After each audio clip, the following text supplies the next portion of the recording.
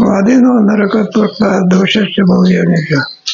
हे कशा करता हे प्रकरण चाललेलं आहे. आत्माचा खऱ्या प्रेमाचा विषय कोण आहे? आत्माचा आनंद स्वरूपासून अन्यावरती जे प्रेम असेल ते आत्म्याकरता होत असे असा विचार. तेव्हा श्रीगुरूचं एकच वचन असते, तेव्हा त्याला आणखी शाप होते. गुरु शिष्याला काय होत असे? आशीर्वाद होत असे. प्रियम त्वाम रक्षती असा शब्द उच्चारला कोणी? गुरु. प्रियम त्वाम रक्षती असं म्हटल्यानंतर त्याच्यामध्ये एकाने पक्ष ठेवलेला आहे. म्हणलं मुलगा हाच अत्यंत प्रेमाचा विषय आहे. शिष्य म्हणतो परमात्माचा परमप्रेमाचा विषय आहे. त्याच्यामध्ये आता शिष्याचं असतं गुरुजीने उच्चारण केलेल्या वाक्यामध्ये दोष पाहतो. प्रियम त्वाम, ज्या मुलाला तू प्रिय समजतो तू दोषाला कसा कारणीभूत होतो त्याचं हे वर्णन आहे.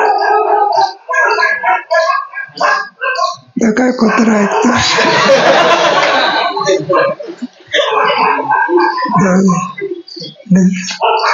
ती योनी आहे ती.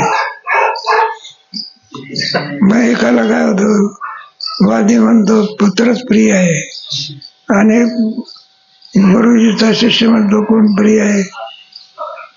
आत्माच प्रिय आहे. वाक्य उच्चारलेलं आहे प्रियम त्वाम रक्षती.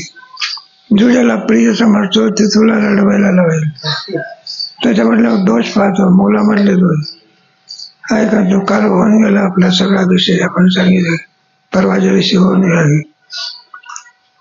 कारण मुलगा कसा दुःखाला कारणीभूत आहे. लग्न झाल्यानंतर आता ग्रस्ताश्रमाचं सगळं वर्णन आहे. मुलाच्या बाबा एवढा मोठा दशरथ जेव्हा काय नाव होतं त्याला, मुलगा कुठे आहे? मला सगळ्या ग्रस्ताश्रमातलं माहिती आहे तुम्हाला.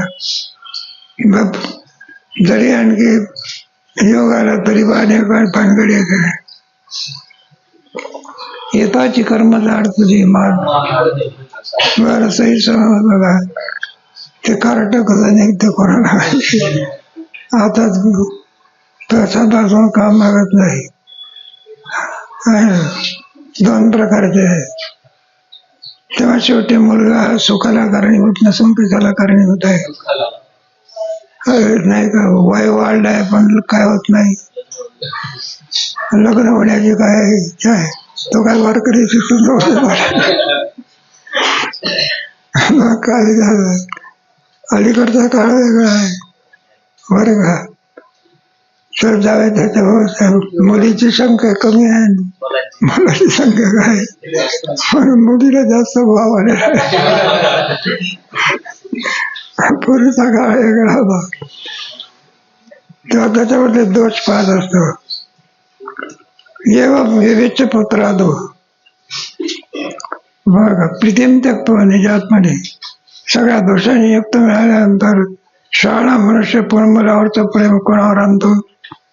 विषय तो त्यांचा झाला नावळी जनधन निजात्मने निश्चित परमाम प्रीती दीक्षित ज्याची प्रीती कधी खंडित होऊ शकत नाही.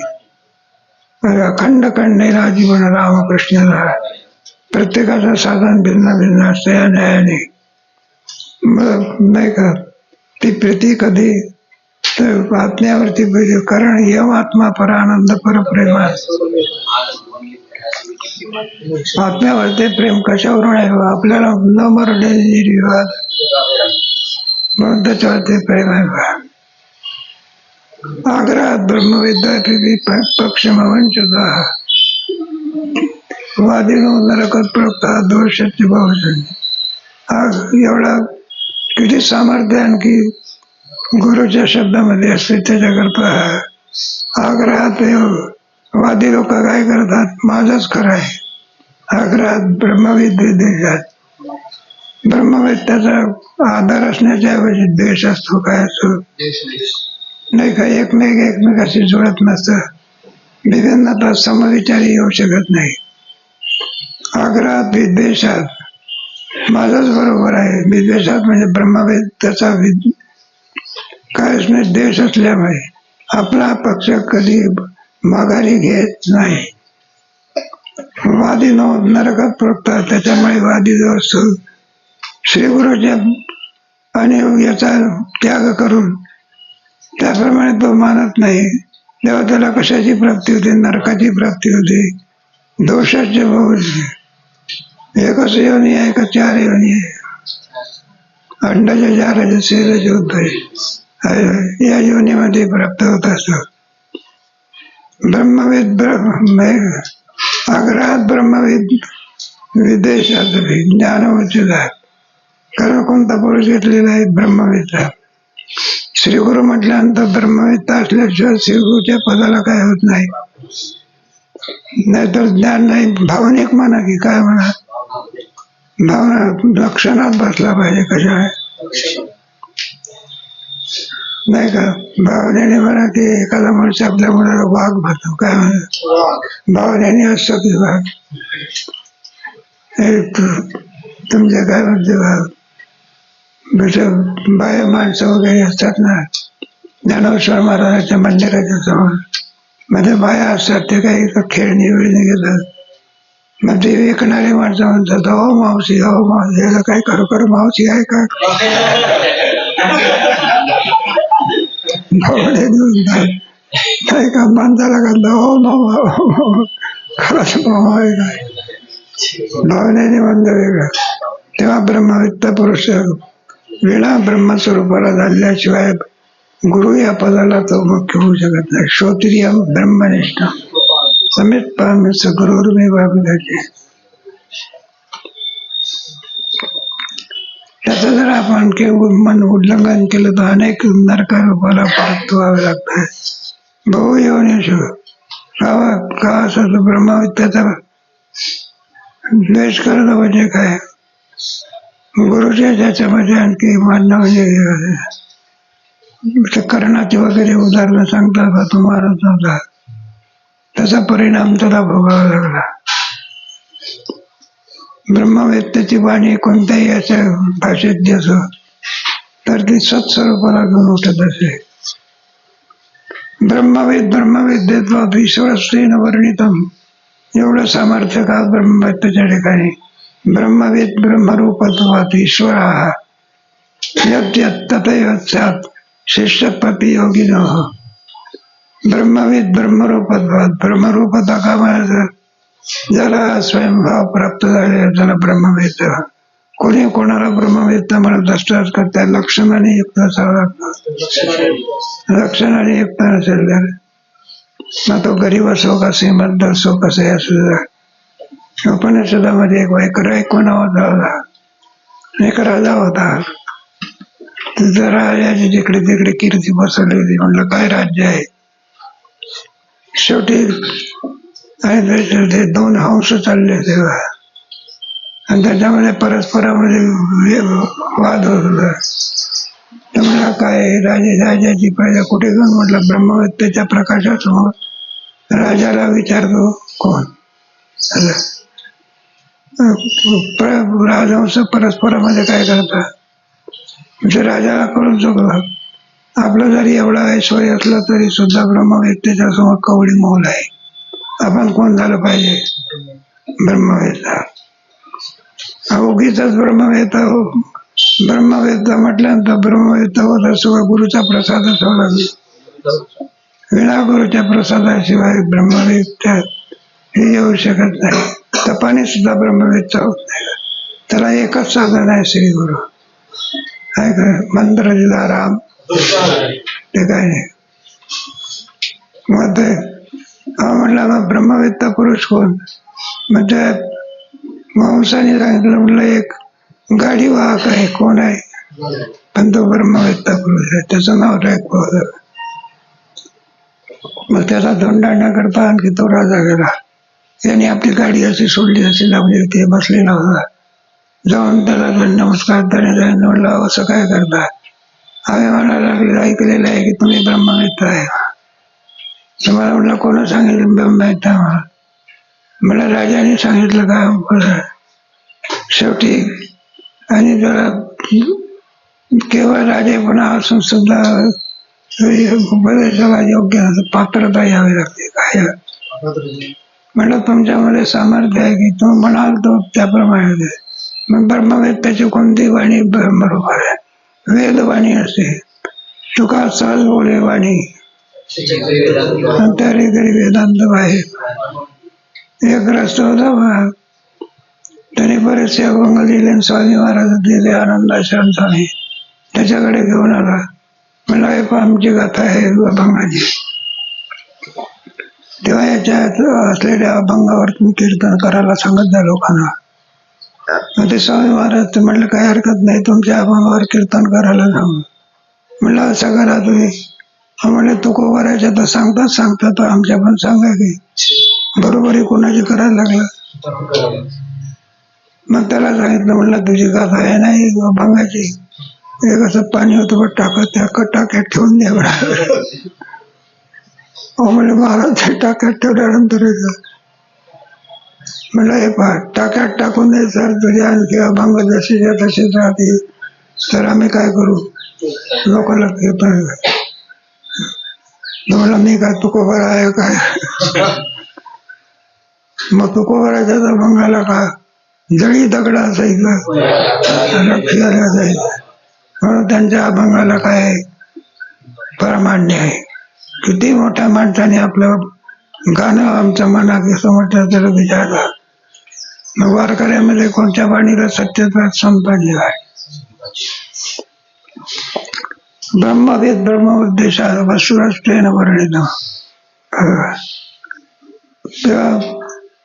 तेव्हा शिष्याच्या प्रतिवादिन ब्रह्मवेत्ता पुरुष असतो तो ईश्वर या भावाला प्राप्त झालेला असतो. म्हणून तो जे काही बोलेल ते वाद्याला शाप होतो आणि शिष्याला काय होतं? उपदेश. असं सांगतात. कुणीतरी जोडपं होतं, बरेच वर्ष झाले पण त्यांना मुलं बाळ नव्हतं. नारदाची एकदा आणखी आणि फेरी आली. घरच्या लोकांनी तक्रार सांगितली, म्हणलं बरेच दिवस झाले लग्न झाले पण अजून काय नाही. म्हणलं आमच्या प्रारब्धामध्ये मुलगा आहे किंवा नाही. तुम्ही फिरत असतात म्हणलं ब्रह्मदेवाला विष्णूला विचारायचं. नारद महर्षी गेले, विष्णूला प्रश्न केला, म्हणलं असा एक जोडपं आहे, लग्न झालेलं आहे पण त्यांना काय नाही. म्हणजे भगवान विष्णू म्हणायला लागले, म्हटलं बरं आहे त्यांचं खातं उघडून पाहतो.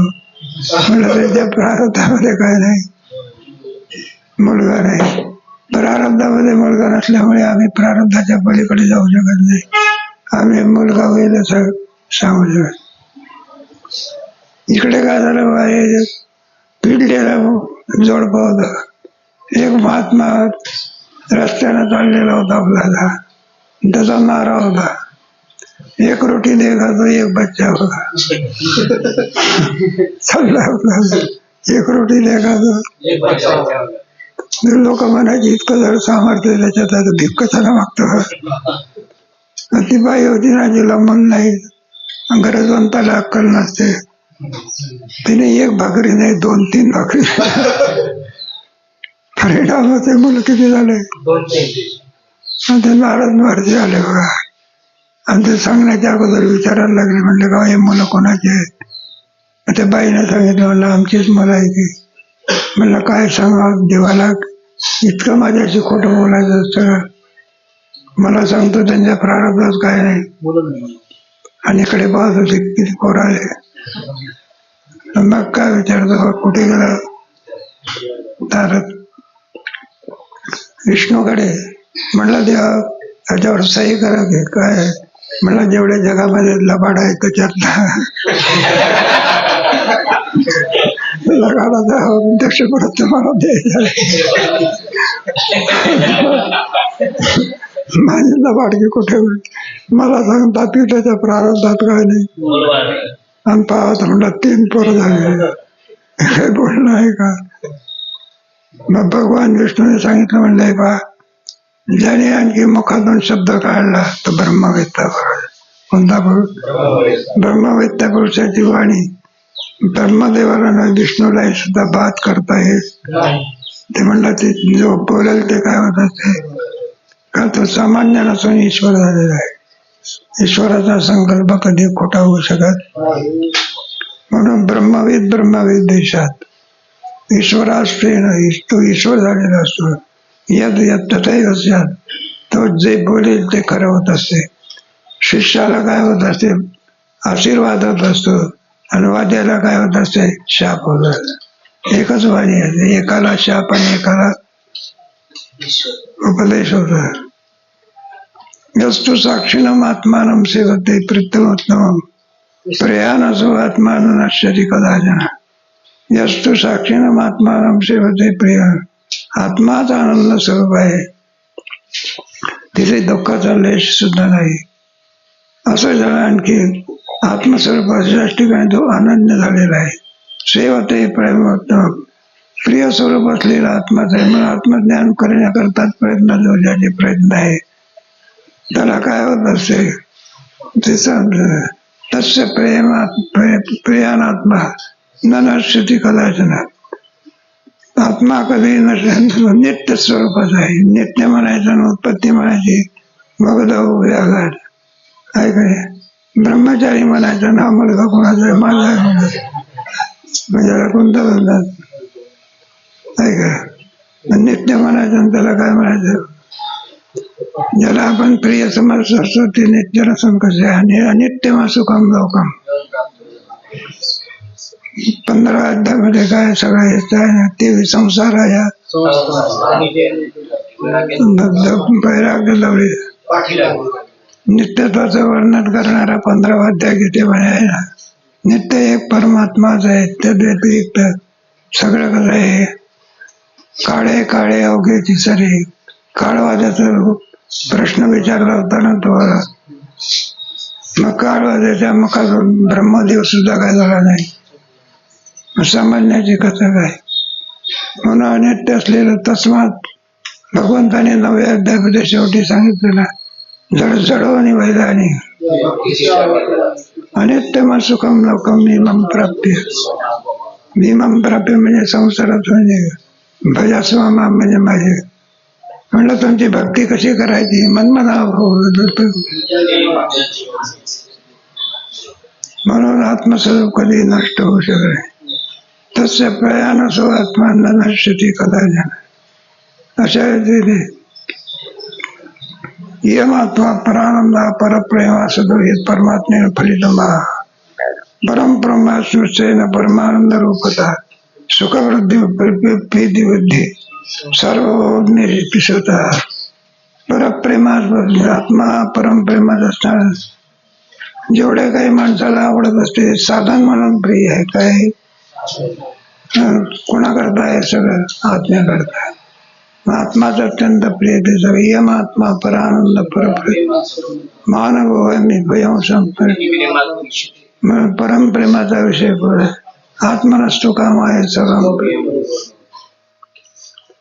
परमप्रेमामध्ये आत्मा परमानंद स्वरूपाचा हेतू देऊन सांगितलाय.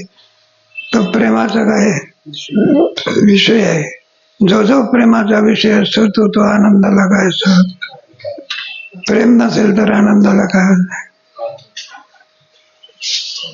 परमानंद रूपता सुखवृद्धी प्रीतिवृद्ध सर्व जिथे जिथे प्रेमाची वृद्धी असेल तिथे तिथे सुखाची वृद्धी होत असते.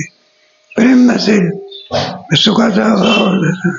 सर्वभौम आदिशिष्यता सर्वभौम राजाचा दृष्टांत देऊन हा सिद्धांत या ठिकाणी मांडले. प्रेमामुळेच माणसाला आनंद प्राप्त होत असतो. कल्पना करा आपण जेवायला बसलेला लहान का लाडू असला प्रेमाने वाढत असेल तर आनंद आहे. आणि एवढा मोठा लाडू असला दडकून टाकला मग काय नाही. मग ते जेवते वेळी शास्त्रांचा विषय जेवणाऱ्या माणसाच्या ठिकाणी बहिणीप्रमाणे आईप्रमाणे प्रेम असावा. मग नाही तर आपला हवा का होणार. पुढे जाऊ कोणता भाव असला पाहिजे. जशी आणखी आई मुलाला काय घालते? जेवण घालते नाही का. त्यामुळे 2 घास खाण्याच्या 4 घास खातो. आणि हॉटेलचा मनुष्य सुद्धा जेवण घालत असतो. त्याची क्रिया कोणती असते मग ती कमीत कमी खावं आणि जास्तीत जास्त काय द्यावं बरं का. आई सुद्धा मुलाच्या तोंडावरून हात फिरवत असते, पोराला आनंद होतो. नावी सुद्धा तोंडावरून टीका बनत नाही, टीका बनत दोघांमध्ये प्रेमाचा काय असतो नाही का. हॉटेलमध्ये गेल्यानंतर तो वाढत की तुम्हाला काय वाटतं, प्रेम आहे का त्याच्या मागे. आणि आईने साधा जरी पदार्थ दिला, तिने पान जरी दिलं तर तिला काय, बोर जरी दिला तिला आंब्यासारखा आवडत. सदृष्टांत म्हणजे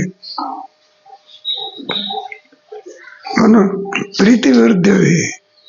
जिथे जिथे प्रेम असते तिथे सुखाची वृद्धी असते. चैतन्यमत सुखाच स्वभावाचे दापणा धीवृत्तेषु सर्वासु वृत्तीला.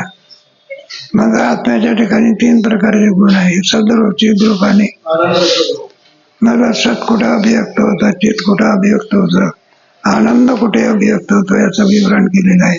याचा विचार कधी सांगू.